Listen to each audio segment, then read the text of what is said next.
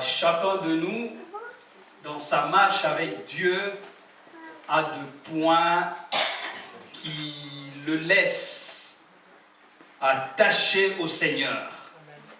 Il y a des points, il y a des thèmes, il y a des messages, il y a des circonstances, des événements que vous avez connus avec votre Seigneur.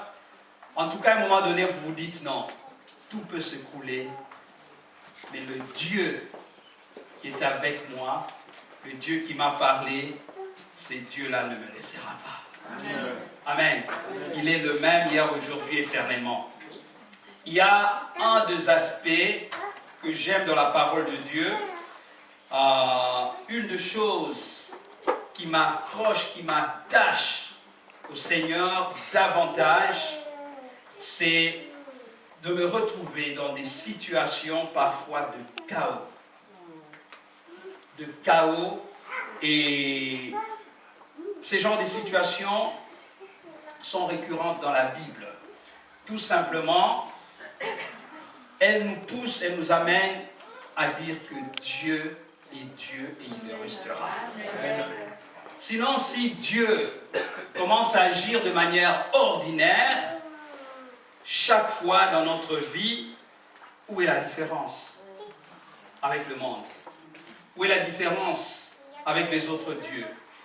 Il faut que Dieu fasse la différence dans notre vie. Bien-aimés, nous allons lire dans 1 Samuel au chapitre 2, Samuel au chapitre 9. Le thème de mon message, c'est la restauration divine par la grâce. Ou bien la restauration par la bonté de Dieu. La restauration. La restauration, la restauration, la restauration. 2 Samuel 9. 2 Samuel 9, du premier verset, nous lisons. David dit, reste-t-il encore quelqu'un de la maison de Saül pour que je lui fasse du bien à cause de Jonathan? Il y avait un serviteur de la maison de Saül nommé Tsiba, que l'on fit venir auprès de David. Le roi lui dit, es-tu Tsiba? Il répondit, ton serviteur. Le verset 3. Le roi dit, n'y a-t-il plus personne de la maison de Saül pour que j'use envers lui de la bonté de Dieu? Et Tsiba répondit au roi, il y a encore un fils de Jonathan perclus de pied. Le roi lui dit, où est-il? Et Tsiba répondit au roi, il est dans la maison de Makir, fils d'Amiel, à Lodbar. Le roi David l'envoya chercher dans la maison de Makir, fils d'Amiel, à Lodbar. Et Méphibosheth, fils de Jonathan, fils de Saül, vint auprès de David, tomba sur sa face et se prosterna. David dit, Méphibosheth, et il répondit, voici ton serviteur. David lui dit, ne crains point, car je veux te faire du bien à cause de Jonathan, ton père. Je veux dire à quelqu'un que Dieu veut te faire du bien. Amen. À cause de Jésus-Christ. Non, Dieu veut te faire du bien. Amen. Non pas à cause de ton père, non pas à cause des alliances de ta famille, non pas à cause de l'engagement de ton épouse ou de ton époux, mais à cause de Jésus-Christ de Nazareth. Je me suis retrouvé dans la présence des dieux il n'y a pas longtemps, bien-aimé, je vais continuer ma lecture. J'ai dit à Dieu, Seigneur, ce n'est pas à cause des alliances de mes parents. Vous savez, il y a des gens qui s'appuient sur les alliances de leurs parents. Parce qu'ils ont eu de parents, ils ont eu de pères, de mères, qui étaient dans le service de Dieu, qui ont conclu des alliances avec Dieu. Et ils peuvent encore compter sur ces alliances-là parce que l'alliance avec Dieu est transmissible de génération en génération. Oh, je bénis le Seigneur que mes enfants soient nés alors que je suis dans l'alliance avec Dieu. Cette alliance va descendre sur mes enfants, sur mes petits-enfants. Et à cause de cette alliance, ces enfants pourront vivre de grandes choses avec Dieu. Amen. Mais là, je me retrouve devant Dieu dans des moments difficiles. Je commençais à pleurer. J'ai dit, Seigneur, non pas à cause des alliances de mes pères, mais souviens-toi de l'alliance À cause de cette alliance-là, Père, agis. Dieu veut faire du bien à quelqu'un. Dieu veut faire du bien à quelqu'un. David poursuit, il dit, je te rendrai toutes les terres de Saül, ton père, et tu mangeras toujours à ma table. Il s'est prosterné et dit, qu'est ton serviteur pour que tu regardes un chien mort tel que moi? Le roi appela Tsiba, serviteur de Saül, et lui dit, je donne au fils de ton maître tout ce qui appartenait à Saül et à toute sa maison. Tu cultiveras pour lui les terres, toi, tes fils et tes serviteurs, et tu feras les récoltes afin que le fils de ton maître ait du pain à manger. Et Méphibosheth, fils de ton maître, mangera toujours à ma table. Or, Tsiba avait 15 fils et 20 serviteurs. Il dit au roi, ton serviteur fera tout ce que le roi, mon seigneur, ordonne à ton serviteur. Et Méphibosheth mangea à la table de David comme l'un des fils du roi. Méphibosheth avait un jeune fils nommé Mika, et tous ceux qui demeuraient dans la maison de Tsiba étaient serviteurs de Méphibosheth. Méphibosheth habitait à Jérusalem, car il mangeait toujours à la table du roi. Il était boiteux de 2 pieds. Amen. Bien-aimés, je tire mon message du verset 3. Lorsque David pose la question à Tsiba, n'y a-t-il plus personne de la maison de Saül pour que j'use envers lui de la bonté? N'y a-t-il personne de la maison de David? N'y a-t-il personne de la maison? Je ne sais pas, je vais mettre quel nom. N'y a-t-il personne de l'église de la Louvière envers qui Dieu veut user de sa bonté? N'y a-t-il personne de la maison du pasteur Fataki envers qui Dieu veut user de sa bonté? N'y a-t-il personne de la maison de Saül pour que j'use envers lui de la bonté de Dieu? Bien-aimé, David venait de conquérir le territoire, il venait de s'installer, il est devenu roi. Il est devenu roi. Et il se sent maintenant capable de faire du bien. Il se sent capable, comme n'importe quel roi, peut promulguer des ordonnances de grâce. Lorsqu'il est installé comme roi, il monte sur son trône, il peut éditer des notes, publier des ordonnances pour donner la grâce à ceux qui ont fait du mal. C'est ce que David veut faire, tout simplement. Ce n'est pas parce que Méphibosheth a fait du mal. Non, non, non, non. C'est tout simplement parce qu'il y a une histoire d'alliance. Amen. Il y a une histoire d'alliance. Bien-aimé, lorsque je pense à la bonté de Dieu, lorsque je pense à son amour, je me souviens toujours de ce texte de Luc chapitre 4, là où Jésus un jour entra plutôt dans la synagogue à Nazareth. Il enseignait dans cette synagogue et il prend la parole et il dit, l'Esprit du Seigneur est sur moi parce qu'il m'a oint pour annoncer une bonne nouvelle aux pauvres. Il m'a envoyé pour guérir ceux qui ont le cœur brisé, pour proclamer aux captifs la délivrance et aux aveugles le recouvrement de la vue, pour renvoyer libres les opprimés. Et là où je veux en venir, pour publier une année de grâce du Seigneur. Aujourd'hui, c'est devenu une tradition, une coutume de baptiser des années, années de puissance, années de gloire, années de force, de restauration, de multiplication, de règne, d'autorité, années, je ne sais pas, de la seconde gloire, tout ce que vous voulez, j'ai dit Amen. Mais depuis que Jésus-Christ est venu, il a proclamé une année, c'est l'année de la grâce du Seigneur. Amen. Nous sommes dans la grâce de Dieu. Ta puissance est dans la grâce de Dieu. Ta restauration est dans la grâce de Dieu. Ton élévation est dans la grâce de Dieu. Ta seconde gloire se passe dans la grâce de Dieu. Ton élévation, tout ce que tu veux, ta multiplication, ta restauration, se déroule dans la grâce de Dieu. Amen. Dans la grâce de Dieu. Nous sommes dans une année de grâce, bien-aimés. Je suis venu proclamer la grâce du Seigneur parce que je sais, sans la grâce de Dieu, nous ne sommes rien. Nous ne sommes rien. Paul dit, je puis tout par ta grâce. Je puis tout par ta force. Je puis tout. Sans Dieu, je ne peux rien. Je ne peux rien. C'est ta grâce qui me fortifie. C'est ta grâce qui me relève. C'est ta grâce qui m'encourage. C'est ta grâce qui me fait encore tenir devant toi, Seigneur. C'est ta grâce.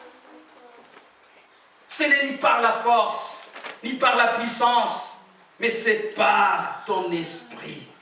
L'esprit de grâce. Cet esprit qui est venu visiter Marie, alors que cette jeune femme était fiancée. L'Esprit de Dieu, l'ange de l'Éternel viendra lui annoncer qu'elle devait tomber enceinte. Gabriel lui dit, tu vas concevoir. Elle pose la question, mais comment cela va-t-il se passer? Puisque je ne connais point d'homme. C'est là que j'aime Dieu. Réfléchissez comme vous voulez. Mais moi j'aime Dieu. Là où la réflexion de l'homme arrive à sa limite. Expliquez la science, faisons tout ce que nous voulons. Comment ça va se passer? Mais oui, ça va se passer. Comment ça va arriver? Je dis que ça va arriver. Puisque je ne connais point d'homme, comment je vais tomber enceinte?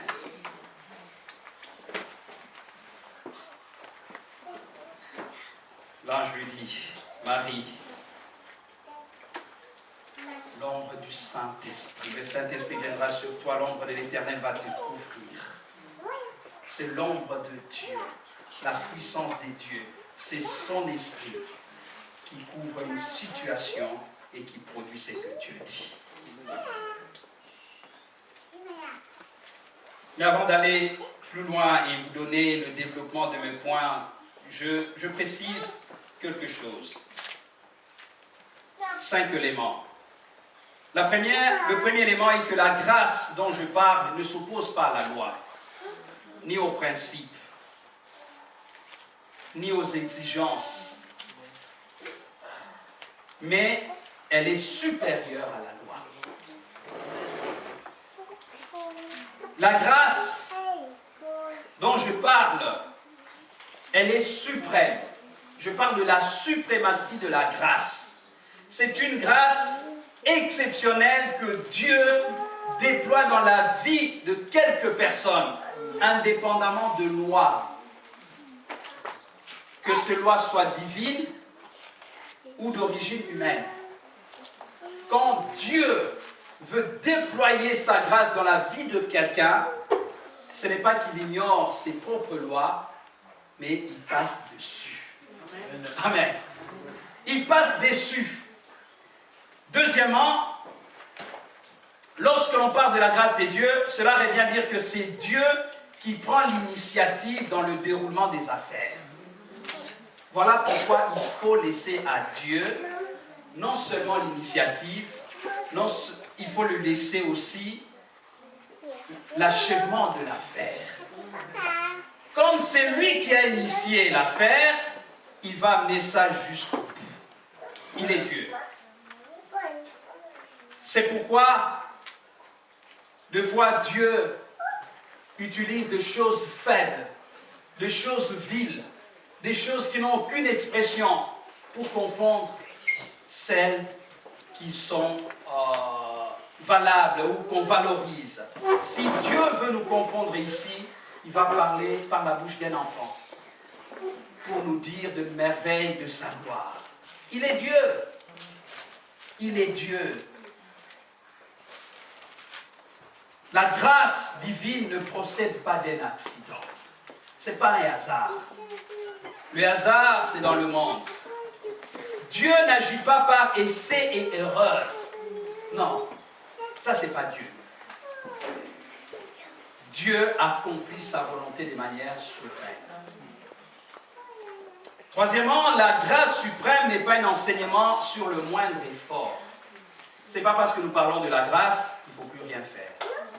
On attend au soleil, tout va tomber, sous le soleil, tout va tomber du ciel. Non, il ne s'agit pas de supprimer ni la force ou la volonté humaine, ni sa responsabilité.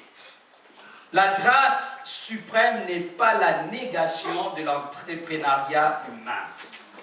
Ce n'est pas parce que nous avons la grâce de Dieu qu'on ne va plus rien faire. Non, non. Il est question ici du don de Dieu qui arrive à passer outre les efforts, les stratégies, les calculs des hommes, afin qu'encore une fois, toute la gloire lui revienne. À lui et à lui seul. Et je terminerai en disant, si la grâce n'exclut pas le sacrifice, selon Romains 12, cependant la grâce suprême n'en fait pas cas. Car là où la grâce suprême se manifeste, l'être humain se fasse totalement et laisse la place à Dieu et à lui seul. Amen. J'avais oublié un point, je ne savais pas qu'il était là. Puisque la grâce humaine opère en nous, nous pouvons retenir deux éléments essentiels que l'être humain est appelé à ne pas négliger dans sa vie, non pas pour favoriser, pour permettre à Dieu ou lui laisser la place afin que la manifestation de sa grâce suprême agisse. Il y a deux choses. Il y a la prière et la foi. Amen. Amen. La prière et la foi.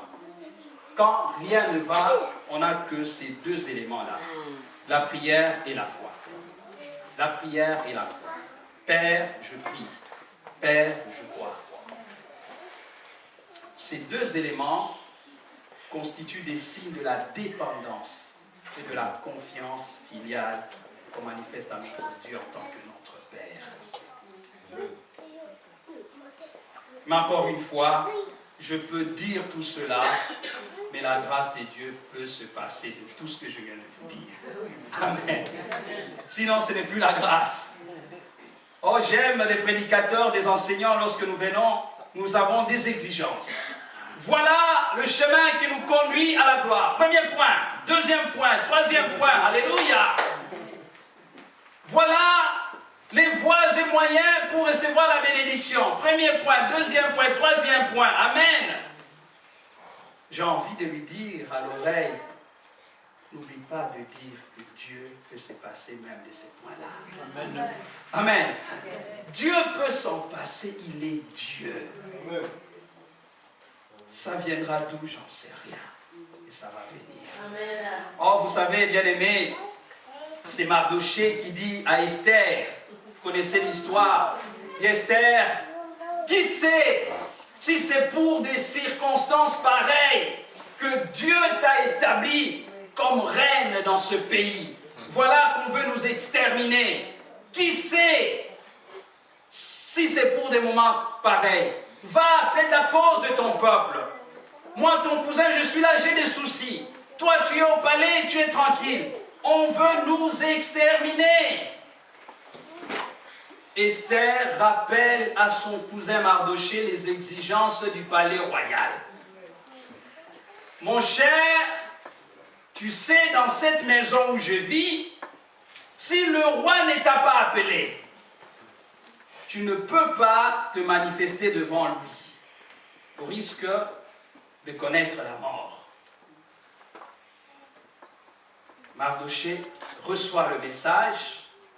Mardoché dit à ce messager, va lui dire, même si elle ne plaide pas la cause d'Israël, mais le secours nous viendra d'ailleurs. Non, je ne sais pas si quelqu'un a compris. Même si tu refuses, toi, de parler pour nous, le secours nous viendra d'ailleurs. Ça, c'est mon Dieu. C'est celui que j'aime. Oui, parce qu'il m'enlève toute dépendance de l'homme. Sinon, tu risques de te croire Dieu à la place de mon Dieu. C'est vrai, j'ai besoin d'entreprendre. C'est vrai, j'ai besoin de t'exposer mon problème. C'est vrai, je peux demander ton secours. C'est vrai, j'ai besoin de ça. Mais laisse-moi te dire, même si tu ne viens pas à mon secours, je sais que Dieu viendra à mon secours. Il est mon Dieu. Même si tu ne fais pas, même si tu n'agis pas, même si tu n'interviens pas, Dieu va intervenir. Amen. Alors, laisse-moi te donner un secret. Mieux vaut agir. Amen. Mieux vaut être du côté de Dieu. Mieux vaut intervenir. Et surtout quand il s'agit de choses de Dieu. Agis. Agis. Amen. C'est comme ça que tu seras aussi sauvé.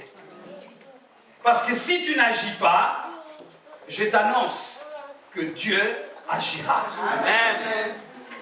Non, je suis venu te dire, même si toi, tu ne te lèves pas, même si toi, tu n'interviens pas, je te dis que l'Éternel Dieu interviendra.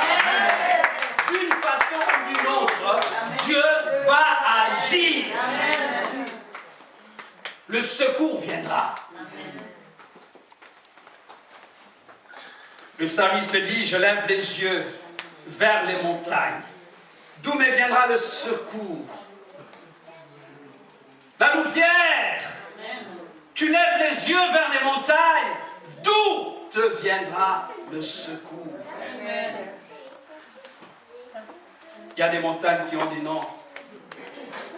Il y a des montagnes qui ont même des grands noms. J'espère que ça viendra de ma maman. Non, Dieu dit non. Non, non, non, ça ne viendra pas d'elle. J'attends que ça vienne du nord. Non, non, non. Élie pensait que quelque chose allait se produire. Dieu dit, dans cette sécheresse, dans ces moments difficiles, moi, Dieu, j'ai donné l'ordre à un corbeau de te nourrir. Amen. Alléluia. Amen. Non, je ne sais pas si vous comprenez ce que je suis en train de dire. Il dit, j'ai donné l'ordre à un corbeau. Bien aimé, il faut s'attendre, mieux vaut s'attendre à un corbeau qui a reçu l'ordre de Dieu que de s'attendre à un homme qui n'a pas reçu l'ordre de la part de Dieu. Parce que je sais que ce corbeau, même si c'est un animal impur, tant que c'est Dieu qui l'envoie, cet animal devient pur. C'est que Dieu a déclaré pur, personne ne peut déclarer impur. Que le secours me vienne d'un corbeau ou pas, j'accepte cela parce que ça vient de l'Éternel.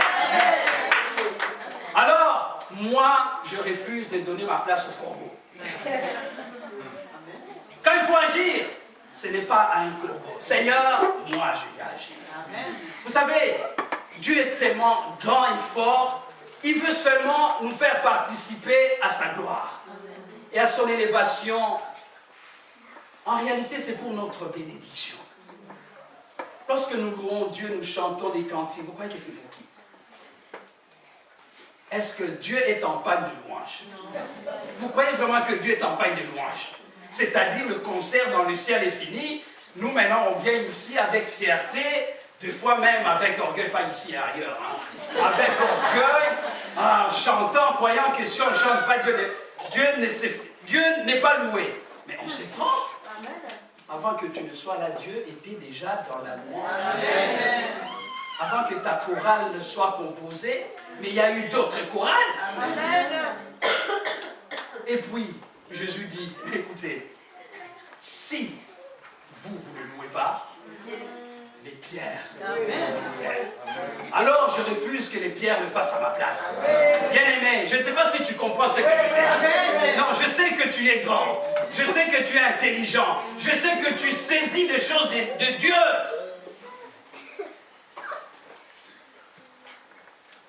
Si toi tu n'agis pas, je t'annonce une bonne nouvelle. Dieu va agir. Il va utiliser d'autres moyens. Il est Dieu. Mais qui va passer à côté? C'est toi. C'est pas Dieu. C'est toi. C'est que Dieu veut déclencher dans ta vie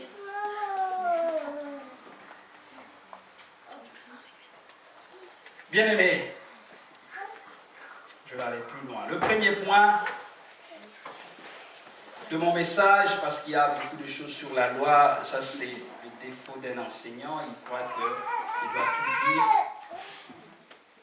Premier point, Dieu cherche des hommes et des femmes pour leur faire grâce, peu importe leur état. Dieu cherche.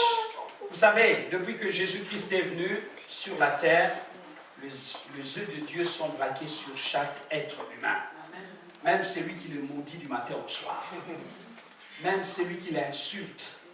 Dieu a son regard bienveillant sur cet homme-là.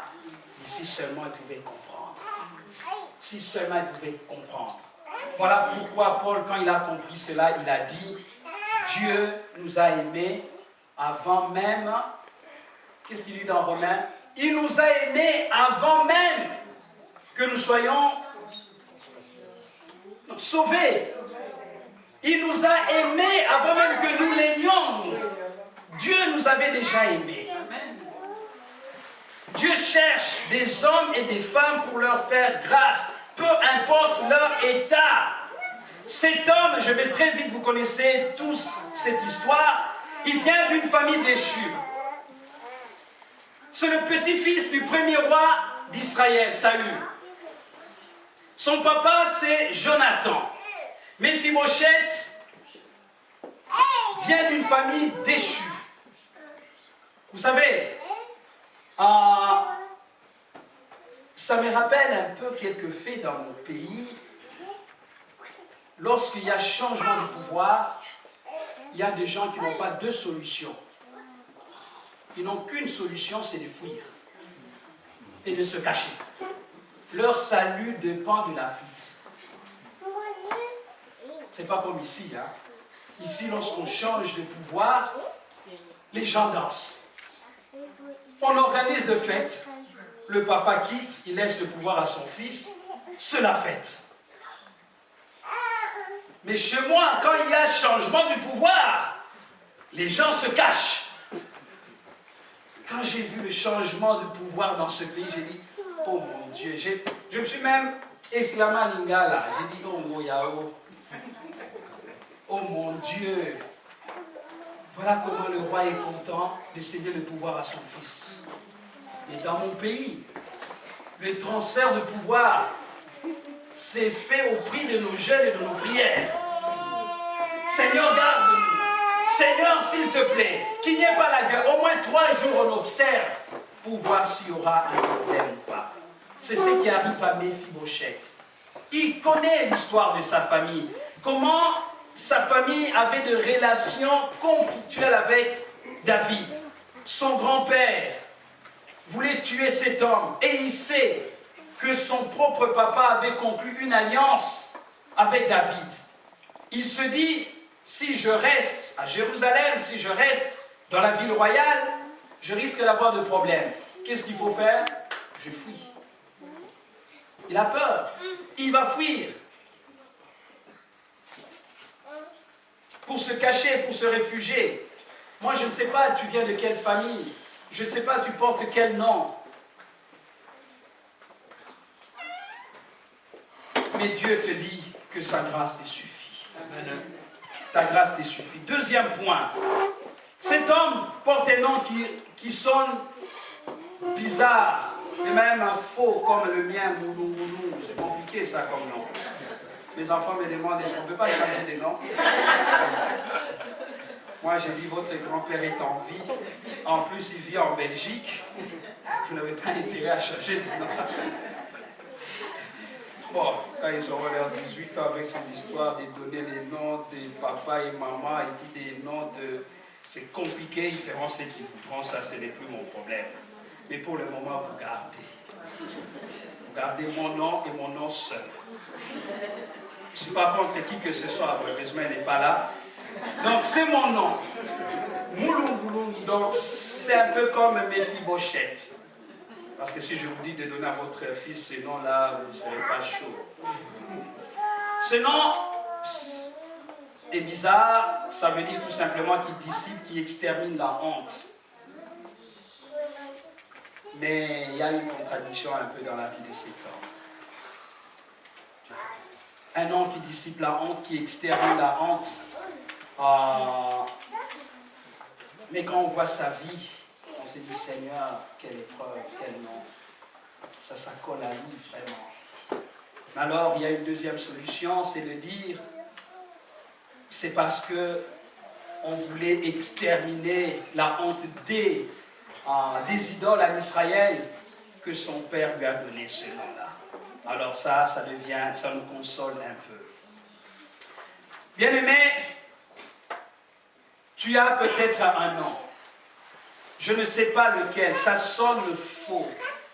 C'est un nom qui est entaché d'une histoire peut-être bizarre. Mais laissez-moi vous dire, cela n'empêchera jamais à l'Éternel d'intervenir dans votre vie.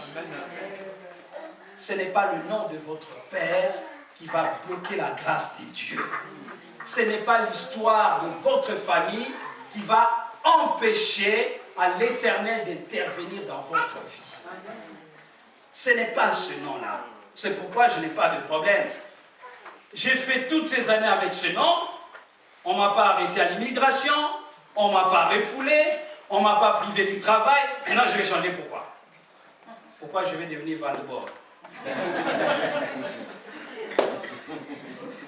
Je reste. Qui dit, je ne sais pas c'est quel, j'y suis et je reste. Je crois, il y a une émission en France, qui? Je vais prendre sa place. Non, une émission. Question pour un champion, voilà. J'y suis et j'y reste. Donc je garde mon nom. Je ne change pas pour faire semblant. Je suis ce que je suis. Mais je sais que la grâce de Dieu coulera toujours. Amen. Coulera toujours. Surtout, je m'adresse aux jeunes filles ou aux garçons. Vous savez, il y a des perceptions, des stéréotypes. Un homme grand, un homme... Qui vous dit que parce qu'il est grand, il est beau? On peut être petit comme moi et on est beau. N'est-ce pas, Thierry? C'est relatif. Amen. Et vous passez à côté d'une bénédiction, d'un homme qui peut vous apporter des grâces de Dieu, parce que je suis petit, vous dites non, moi j'aime des grands. Mais attendez! Vous passez à côté. Prenez-moi, mais non, enfin, pas moi comme ça. Moi, je suis déjà pris. Prenez-moi. Ce qui se passe dans ma vie va vous apporter le meilleur de votre existence. C'est la grâce. Alors, vous allez fixer des critères. Premier point, deuxième point, troisième point, vous attendez quoi? Que Dieu suive vos critères. Si ça a marché pour une ou deux personnes qui ont rendu des témoignages, laisse-moi te dire que Dieu n'est pas esclave de tes propres critères. Il peut se passer de ça. Reçois plutôt la grâce de Dieu. Ne change pas ton nom forcément parce qu'il est mauvais, mais si tu veux, tu peux le changer, ça, il n'y a pas de problème. Tu es libre. Si mes enfants arrivent à couper leur nom, Loulou, et puis jettent l'autre Loulou, grand-papa ne sera plus là, et moi je ne ferai pas de procès. Troisième point, perclus de pied. Cet homme était perclus de pied. Il a connu un accident quand il était enfant. Dans 2 Samuel 4, verset 4, on nous dit, Jonathan, fils de Saül, avait un fils perclus de pied, et âgé de 5 ans lorsqu'arriva de Jizréel la nouvelle de la mort de Saül et de Jonathan. Sa nourrice le prit et s'enfuit. Et comme elle précipitait sa fuite, il tomba et resta boiteux. Voilà. L'accident est arrivé à cet homme, ce n'est pas parce qu'il a péché, ce n'est pas parce qu'il y a quelque chose de mal dans sa vie, mais c'est parce que quelqu'un, en courant, l'a lâché. C'est un enfant qui a connu un accident indépendamment de sa volonté. Indépendamment de sa volonté. Pourquoi? J'en sais rien. Mais voilà, il est devenu boiteux. dès sa petite enfance, bien-aimé dans le Seigneur. Il faut juste... de sa petite enfance, cet homme... Voilà, merci. Cet homme est devenu boiteux parce que quelqu'un a commis une erreur. Pas volontairement. Quand je suis dans mon pays, je dis à mes bien-aimés, je dis non, il y a de ces souffrances que vous connaissez, ce n'est pas parce que vous êtes des paresseux, parce que vous ne savez pas travailler, ou le Congolais n'aime pas le travail, non. C'est parce que même si vous travaillez, il y a des gens qui vous estorquent. Et ça vous décourage. Vous ne voulez plus aller au travail, vous restez à la maison parce qu'il y a des irresponsables. Les gens n'ont pas de boulot parce que ceux qui doivent créer le travail bouffent tout l'argent. Et voilà, donc il faut que Dieu nous aide à mettre ces gens dehors par la prière, afin de créer des conditions. Voilà. Donc il y a des situations qui peuvent arriver dans la vie, bien-aimés, dont nous ne sommes pas responsables directement. Non, non. Arrêtons de faire comme certains de mes frères, amis, pasteurs congolais, qui vont creuser de responsabilités dans la vie de gens jusqu'à la 3e et la 4e génération. C'est parce que ton oncle avait fait ça. Je suivais une émission, quelqu'un dit même, il pose la question aux auditeurs, allez poser la question à votre papa, l'argent de sa dot. Où est-ce qu'il avait tiré comment il avait trouvé cet argent pour aller payer la dot, pour épouser votre maman? Cet argent, c'est l'argent de la malédiction, des choses comme ça. Moi, je dis, oh là là, oh là là, oh là là, oh là là, on va chercher loin ça.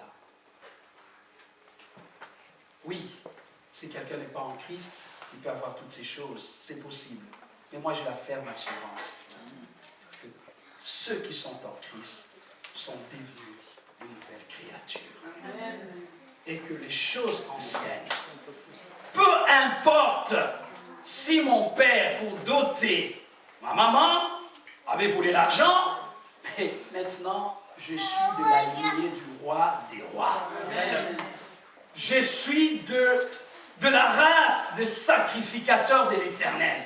Je suis de la race de bénis de Dieu. En plus, ma mère n'est même plus sur la terre. Donc, je vais aller commencer à poser la question, papa. Essayez de me dire comment vous avez fait. Mais qu'est-ce que je cherche? Qu'est-ce que je cherche? Bien-aimé, la grâce de Dieu. Nous sommes dans la maison de Dieu, nous sommes dans sa grâce. C'est vrai, il y a des liens de génération, c'est vrai, il y a des conséquences, c'est vrai, Dieu le dit. Je punirai celui qui péchera jusqu'à la 3e, 4e génération, Exode chapitre 20. Dieu va le faire, il peut faire descendre la malédiction. Mais Dieu a déjà résolu lui-même ce problème dans l'Ancien Testament. Il dit, l'âme qui pêche, c'est elle qui mourra. Amen.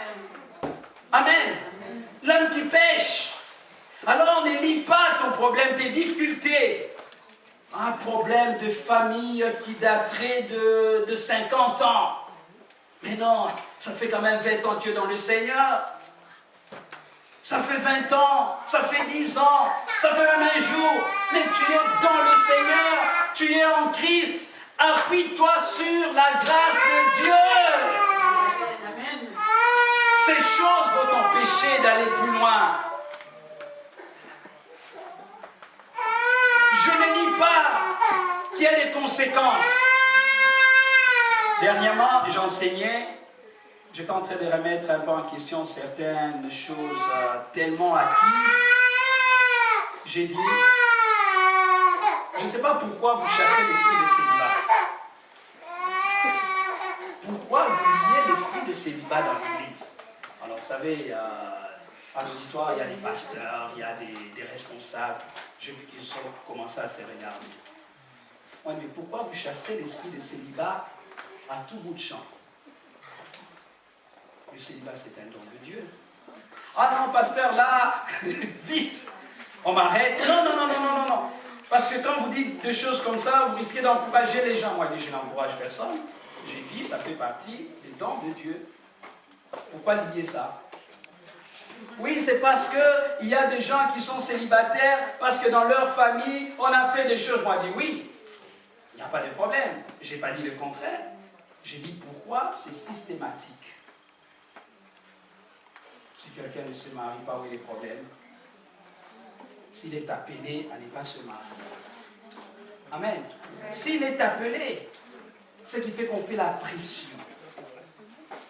Les gens arrivent, toute la prière, toute la vie, Seigneur, Seigneur, Seigneur, me relève la tête. L'accomplissement d'un enfant de Dieu ne se trouve pas forcément dans le mariage. C'est en Christ. Et en lui seul que nous sommes accomplis. Je ne dis pas que tout le monde doit se marier ou ne doit pas se marier. Je fais vite le quatrième point. Méphibosheth avait fui à Lo-debar, un coin invraisemblable. Bien-aimé, il quitte Jérusalem, il vient à Lo-debar, une ville sans pain, sans pâturage. N'oubliez pas qu'il est de la famille royale. C'est un héritier du roi. Cet homme va quitter Jérusalem, la ville où il y a la paix, pour aller se cacher dans un coin bizarre. À Jérusalem, on le voyait, on savait qu'il était dans le cortège royal. Mais là, à Lo-debar, qui le connaît? Qui le voit? Pendant un temps, dans sa vie, personne ne parle de lui. Porté disparu. Et pourtant, il a le sang royal. Seigneur, comment des choses peuvent arriver comme ça dans la vie? Mais laisse-moi te dire, peu importe tout ce que je viens de dire, la grâce de Dieu peut changer l'histoire. Amen. Lorsque la grâce de Dieu est sur quelqu'un, non, bien aimé, lorsque la grâce de Dieu est ici, je vous dis, et je parle de la part de Dieu, nous quitterons ici. Amen. À cause de la grâce. Amen. Ce n'est pas à cause de nos efforts, ce n'est pas à cause de nos chants, ce n'est pas à cause de quoi que ce soit. N'est-ce pas que nous sommes comme dans un semblant de Lo-debar pour le moment? N'est-ce pas vrai? Là où nous étions, on était visibles. On nous voyait. Tout le monde savait. C'était là l'adresse. On pouvait lire. Non. Non, non.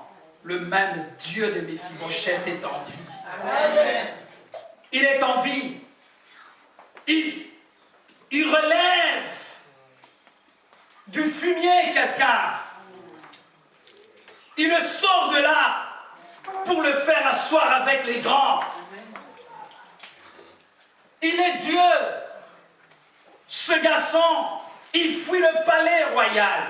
Parce qu'il n'en a plus droit, il va se cacher quelque part, dans l'anonymat, sans gloire, sans éclat. Ta vie, ma vie, peut connaître ce genre de choses. Nous pouvons perdre l'éclat, nous pouvons perdre la gloire, nous pouvons perdre même la santé, nous pouvons perdre même la force. Nous pouvons. La perte n'est pas une fatalité dans la vie d'un enfant de Dieu. Amen. Parce que le Dieu qui siège sur son trône est capable de nous restituer tout par sa bonté. Amen. La restitution par la bonté divine. Dieu est capable.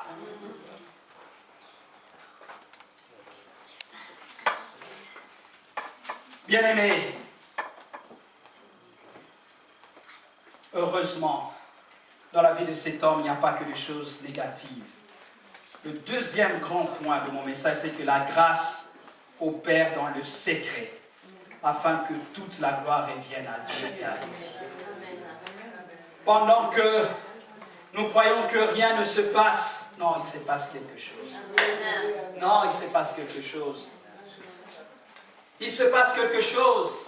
J'ouvre une parenthèse très rapidement. Dans ce dernier temps, et c'est ce message que je voulais vous apporter, ça dépendait de moi si je devais vous apporter ce message. C'était la multiplication, non, le miracle de la multiplication.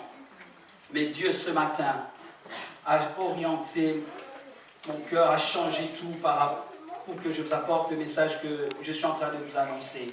Dans le message que moi, je pensais vous apporter, je dis toujours qu'il est possible d'échouer dans la vie. Amen. Les gens me regardent. Un jour, mes enfants discutaient avec leur maman. Ils posent la question, maman, tu as déjà échoué quand tu étudies une année? La maman, elle prend son allure de maman africaine. Dans sa fierté, pour être gentil, si je suis méchant, je dirais dans son orgueil de maman. Elle dit, mais je ne vais pas avec moi. Il ne faut pas agresser les enfants, c'est une question. Pourquoi cette agressivité dans la réponse? Mais je ne vais pas avec moi. Moi j'ai étudié. Qu'est-ce que vous croyez?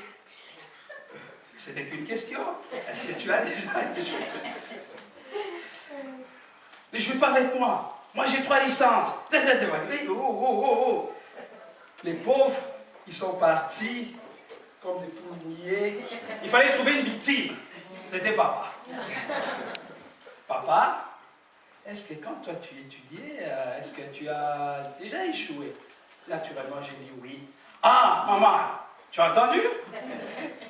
Papa a déjà échoué. Moi, je dis, mais oui, et alors? C'est pas parce que j'ai échoué ma 5e année primaire que je suis devenu le gros nul de la nature, hein, de la vie, non. J'ai échoué. Dans ce texte, par rapport à ce message, c'est dans Luc 5, l'apôtre Pierre a travaillé toute la nuit. Toute la nuit. Il n'a pas attrapé de poisson toute la nuit. Expérimenté qu'il était. C'est pourquoi je vous dis, c'est une histoire de la grâce divine. Amen. Toute la nuit, il a travaillé, il a bossé dur jusqu'à se fatiguer le matin. Il a échoué, il a perdu le temps. Il a perdu l'énergie. S'il était omniscient, il allait peut-être dormir. On aurait dû rester chez nous, mais comment allez-vous savoir qu'il n'y aurait pas de poisson cette nuit-là? Ils ont bossé, ils ont travaillé, mais n'ont rien attrapé. Heureusement, celui qui a la parole de la vie éternelle est venu à leur rencontre. Jetez vos filets profondément. Vous savez, le pêcheur n'aime pas pêcher le jour. Parce que naturellement, le poisson se cache.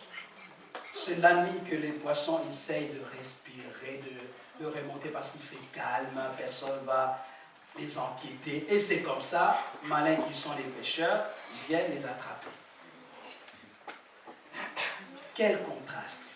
La nuit, là où les choses sont faciles, on peut avoir des poissons, on n'a pas à trouver. Mais toi, tu viens nous demander là où les conditions sont difficiles. Il a parlé. Écoutez seulement. Et sur la base de sa parole, nous allons jeter le filet. Amen. Sur la base de ta parole, nous allons jeter le filet. Le Dieu de 1000 Genèses, je l'appelle. Le Dieu de 1000 Genèses. Le Dieu qui veut recommencer avec nous. Le Dieu de seconde chance, comme on aime l'appeler. Moi, j'aime l'appeler le Dieu de 1000 Genèses. Parce qu'il est capable de recommencer avec nous. Il est capable. Bien-aimé, pendant que Méphibosheth était un fugitif. Il fouillait. Pendant qu'il était dans l'anonymat, parce qu'il se cachait. Pendant que ce monsieur était dans tout ce que j'ai dit. Il y a quelqu'un qui pensait à lui. Non, je ne sais pas si vous êtes en train de m'écouter. Il y a quelqu'un qui était en train de penser à lui. Pendant que tu fuis, pendant que tu te caches, pendant que tu as peur, pendant que tu es dans l'oubli, pendant que personne ne te regarde, j'ai une bonne nouvelle pour toi, c'est qu'il y a quelqu'un qui pense à toi. Oui, il y a quelqu'un. Pendant que les gens peuvent dire tout ce qu'ils veulent dire, mais je sais, sur son trône, Dieu pense à l'église de la Louvière. Dieu pense à vous. Méphibosheth n'a rien fait. Il est là, peureux. Vous vous rendez compte qu'on vienne me dire, après le culte, c'est vous, monsieur Mouloulou, avec un nom bizarre, là, moi je dis oui. Il a plu au roi Philippe II de vous établir au palais royal comme un répétiteur de ses enfants. J'ai fui la télé royale.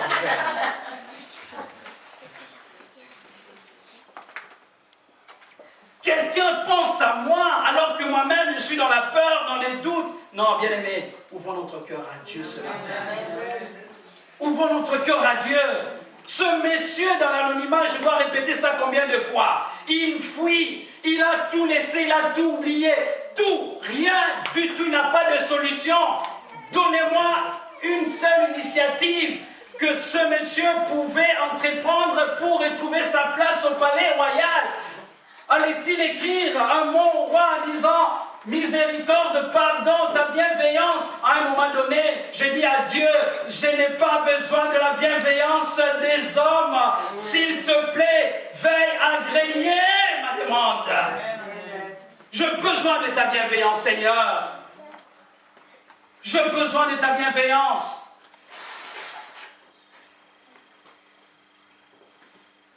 Je viens respectueusement auprès de votre bienveillante autorité. Oui, c'est beau, il n'y a pas de problème. Je le fais aussi. Mais il y a des moments où toutes ces expressions ne servent à rien. Ça fait 5 ans, 6 ans, 7 ans, vous avez des fardes et des fardes de courrier. Je vous annonce une bonne nouvelle de la part de Dieu.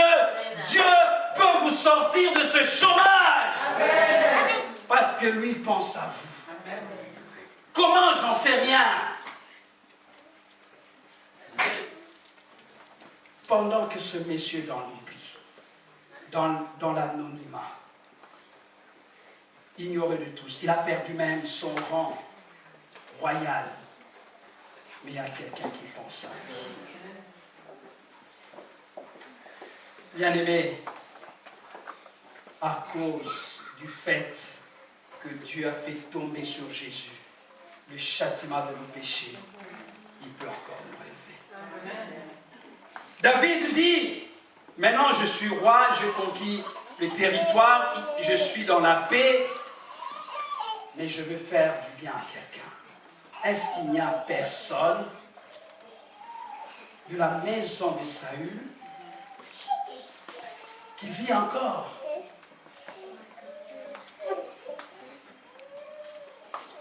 Est-ce qu'il y a quelqu'un? David pouvait dire, écoutez, c'est une lignée perdue, de toutes les façons, son père était méchant envers moi, son père, tout ce que vous voulez. Non. Il a pensé à l'alliance qu'il avait conclue avec Jonathan. Laisse-moi te dire, dans ton anonymat, dans ton oubli, dans, je ne sais pas, dans tes inquiétudes, dans tes soucis, dans tes peurs. Il était à l'autre bar, là où il n'y avait pas de pain. Tout ça, il y a Dieu qui pense encore à toi. Amen. Dieu pense à toi. Dieu pense à toi. Oui, j'ai perdu le palais royal, mais il peut te redonner le palais royal. Il est Dieu. L'or et l'argent lui appartiennent. Tu as perdu quoi? Qu'est-ce que tu as perdu? Il est capable de te restaurer cela. Il est Dieu. Le troisième point. Pendant que Dieu cherche des hommes et des femmes pour leur accorder sa faveur, il y a des gens, des situations qui malheureusement peuvent être utilisées contre la grâce de Dieu. Il y a des gens qui peuvent essayer de nous empêcher d'entrer dans la grâce. Pendant que David est en train de poser la question, est-ce il y a quelqu'un, y a-t-il plus personne de la maison de Saül pour que j'use envers lui de la bonté de Dieu? Il y a un métier de Siba qui répond au roi, il y a encore un fils de Jonathan perclus de pied. Quand je lis ça, avec un soupçon de mépris, ça c'est moi qui ressens la chose de cette façon. Vous savez, quand Dieu a envoyé le prophète Samuel, oui, je pense que c'est Samuel, pour aller oindre le roi David. Il arrive, le papa a présenté les grands, les forts, les beaux, les géants, l'aîné. Donc il a fait tout, il a suivi tous les critères. Vous savez, quand vous allez chercher le travail, maman Mimi, il sait, pour avoir fait les séances de travail, je ne sais pas comment vous appelez toute cette liste-là des conditions pour les conditions de recrutement, aller chercher un mot en anglais, là, je ne sais pas c'est quoi là. Bon, on met des critères et le papa savait qu'il y avait l'aîné, c'est lui, non, c'est pas lui. On prend les forts, c'est pas les forts. On prend, tous sont passés, tous. Mais il y a quelqu'un qui n'est pas là. Quelqu'un n'est pas là. Mais Dieu pense à ceux qui ne sont même pas là. Amen. Amen. Dieu pense à ces gens-là. C'est nous qui ne pensons pas à eux. Mais Dieu pense à eux. Dieu dit non, est-ce qu'il n'y a pas quelqu'un d'autre ici? C'est pourquoi ça ne sert à rien de se battre trop pour votre promotion, pour votre élévation. Ceux qui sont là, qu'ils soient là, ce n'est pas un problème. S'il faut vous sortir de la brousse, Dieu est capable de le faire. Et vous donner l'onction. Parce qu'il est Dieu. Et voilà qu'on va aller chercher quelqu'un. Un gardien de troupeau. Et puis c'est bizarre, hein? Comment on va laisser un jeune homme comme ça garder les troupeaux alors que les aînés sont là dans la maison en train de manger? Mais c'est lui. Parce que Dieu regarde le cœur. Dieu regarde le cœur. Quel est l'état de ton cœur ce matin? Déjà par rapport à toi-même, par rapport à ta propre vie, quel est l'état de ton cœur? Deuxièmement, par rapport à l'Église, quel est l'état de ton cœur?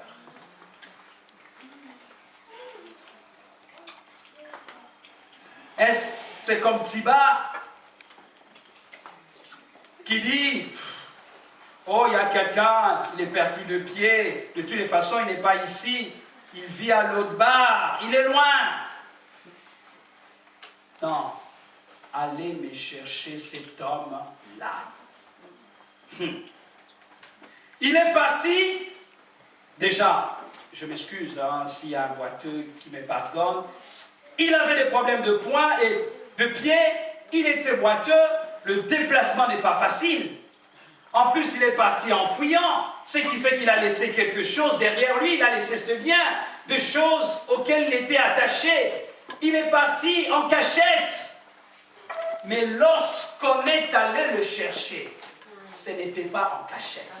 Non, lorsque Dieu commence sa restauration dans votre vie, lorsqu'il commence sa restauration dans ma vie, bien-aimé, il fera de sorte à ce que les gens voient que vous êtes en train de vous rétablir. Amen. Non, il faut que ça parle. Il faut que la main de Dieu dans ma vie puisse crier pour que les gens entendent que Dieu est en train de me restaurer. Il dit, allez me chercher cet homme. Vous savez, si l'homme du roi Philippe II venait ici me chercher pour que je devienne, Seigneur, que ta grâce me fasse, que je devienne le pétiteur de ses enfants, vous croyez qu'il enverra quelqu'un quelqu'un avec une petite voiture comme la mienne. Voilà. Pas avec un scooter et puis comme François Hollande, nous sommes en train de circuler dans tout. Non, pas du tout, hein. Non, non, non, non. Vous savez qui viendra avec cet homme? Le bourgmestre. Peut-être la police. Peut-être. N'est-ce pas vrai? Ah oui. Et dès que je vais arriver, on va signaler au roi, il est là. On va ouvrir la porte. Je serai comme dans un rêve. Je serai comme dans un rêve. Comment on chante ces cantiques? Nanana, comme dans un rêve. Ah, hé, les choristes. Quand Dieu commence à te restaurer, c'est comme dans un rêve. Rien n'est perdu, rien n'est encore perdu. Ce n'est qu'un moment difficile. Ce n'est qu'un moment difficile. Ça peut arriver à tout le monde, ça peut m'arriver, ça peut t'arriver. Ce qui est important, c'est que l'Éternel est sur son trône. Ça, c'est ce qui est important. La restauration est là. Sinon, ce monde ne devait pas exister. Si le mot existe, c'est qu'il doit avoir tout son sens. Réhabiliter ce qui est abîmé. Alors, notre Dieu, c'est un Dieu de restauration. Il est capable de restaurer l'espoir de tout un peuple. Je parle comme le prophète Ézéchiel au chapitre 17. Dieu lui pose la question: ces ossements pourront encore vivre. Il dit: Seigneur, toi-même tu le sais. Père, donne-moi ton onction prophétique ce matin. Ces ossements peuvent-ils revivre? Il dit: j'en sais rien, Seigneur, c'est toi qui le sais, parce que lui-même, comme tout le peuple, était dans le doute, était dans les inquiétudes, parce que Dieu dira à Ézéchiel: tu vois ces ossements, c'est mon peuple. Il dit que je l'ai abandonné, il dit que je l'ai relâché, il dit qu'il n'y a plus d'espoir, mais je te dis à ce peuple qu'il revivra. Amen. Parle. Et quand il a commencé à parler, à prophétiser, la Bible nous dit: les eaux ont commencé à se rapprocher les uns des autres. Je ne sais pas par quel magisme, mais Dieu est capable. Amen. Est capable, il est Dieu. Il est Dieu. Qu'est-ce qu'on a perdu? Dieu est capable de ramener. Je ramènerai du nord, du sud, de l'est, de l'ouest de ton peuple, tes fils,